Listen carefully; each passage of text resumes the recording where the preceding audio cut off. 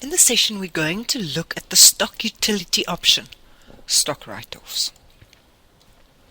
Now, the stock write-off option will allow you to write off old stock or stock with no activity for a year. So if you say show no stock activity since and you choose a specific date, it's going to look back for a year.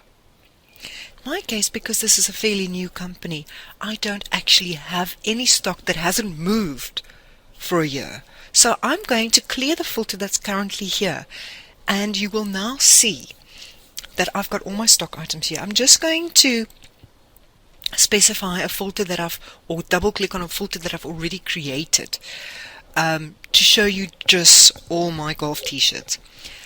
This information will now show you your last move date, the selling price, and your on-hand quantity, and the average cost.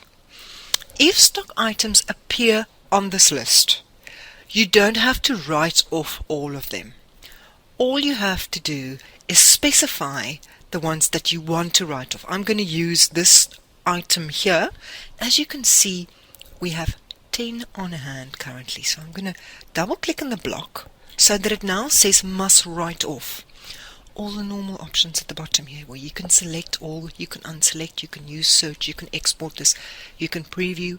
If you can preview, you can design, you can specify your filter, and then what I'm going to do is click on write off. It gives me a warning. It says, are you sure you want to write off the selected item? I'm going to say yes. I must then type in a confirmation code, type it exactly as is, and click on OK. It's now done the stock write-off for that stock item. If we go to stock inquiries, I scroll down to the item. Here you'll see I now have 0 on hand. If I enter on that item, you'll see there is the stock write-off.